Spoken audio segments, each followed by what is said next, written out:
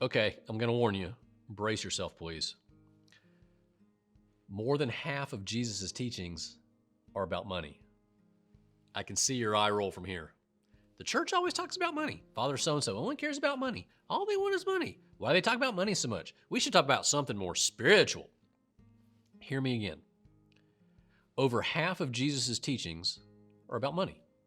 And about 2/3, maybe even 3/4, depending on how you count, of Jesus' parables have something to do with money.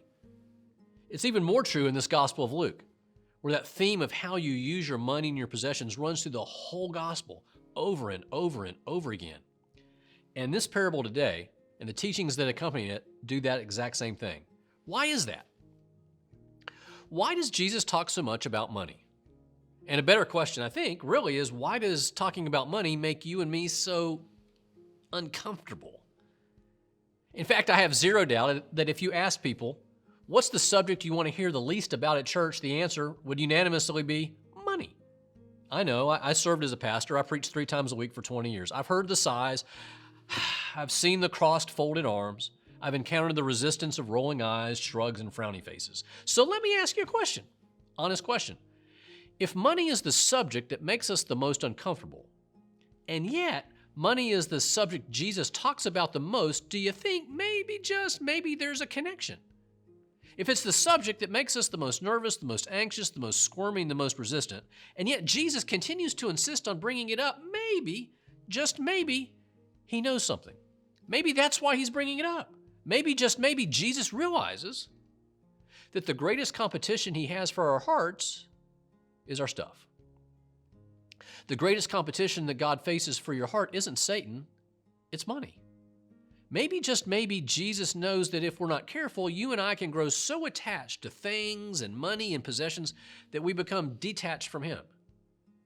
Because when you're in debt, when you're stressed, when you're borrowing, when you're spending more than you can make, you feel owned, you feel confused, you feel desperate, you feel enslaved. When your life goals are financial first, you are in danger. So hear me, Jesus doesn't want your money. He cares deeply about your heart. And he makes it clear that money is a spiritual issue. Why? Because your heart follows your money. You think it's the other way around. You think it's that your money follows your heart, but no, your heart follows your money. Let me demonstrate. When I was 15 years old, my family moved from North Carolina down to Florida. And when I got to Florida, I discovered something fantastic. Girls.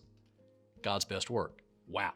Really began to notice these girls, and I began to do extensive studies on guys who got to spend time with girls. And I realized that they all had a car, and I didn't have a car. So I went to my dad and I said, Dad, I need to get a car. And he goes, what do you need a car for? And I said, well, because I want to spend some time with girls. And he goes, that's great. How are you going to pay for your car? And I went, well, that's kind of why I came to visit. He goes, well, you better have a plan B because I'm not paying for your car. So I got a little job and I was selling tennis shoes in a sporting goods store and saved up my $3.35 an hour extravagance that I was earning there, and I began to save and I began to save and I began to scout out for the car, and I found just the right car. Beautiful, beautiful Volkswagen Rabbit. With, 300,000 miles or so. And so I was only about $500 short. And so I went to my grandmother and I said, Grandma, my dad's not going to help me pay for this. I'm only about $500 short. She says, how much does it cost? I said, $550. And she said, and I only need $500 more to be there. And she said, okay, I will loan you the money. In fact, I'll give you the money if you'll make me a promise that anytime you ride in any car for the rest of your life, you'll always wear a seatbelt. I said, I'll make that promise. So anytime that you ever see me, if you and I are riding together, you'll notice I'm wearing a seatbelt no matter where we are, even in the driveway, to honor my grandmother. But this was a special car. This was a holy car. It was a 1976 lime green, think leisure suits and shag carpet, Volkswagen Rabbit with 300,000 miles, but it was special. It was holy because it was a foot-washing car. Because anytime that it rained, and in Central Florida, it rains about every single afternoon, the back floorboard would fill up with water, just on the passenger side, not on the driver's side. So the back passenger side floorboard would fill up with water. And so when you'd have a girl with you and you'd be riding down the road, when you'd stop at a red light, that water would come slushing forward underneath the seat, and it would wash her feet.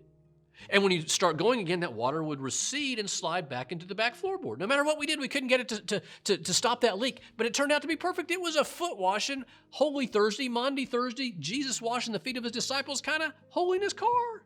a foot washing car. And I loved that car. I love that car. I started getting up every Saturday before I would go to work. I'd get up at 6:30 in the morning. I would wash that car in the driveway, and then I would wax that, turtle wax, clockwise, counterclockwise. I'd get Armor All and spray the dashboard and the console and the tires, and I would Windex the windshield. I just took care. I couldn't spend enough time with that car. And pretty soon I began to do it 2 times a week, and then pretty soon I decided I need to wash this car and shine it and wax it every single day. I was spending all my time with my car. I couldn't wait to get up and spend time with that car and take care of that car. All my energy, all my attention was going to that car. Why?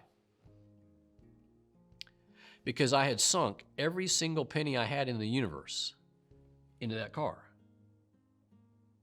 Your heart follows your money.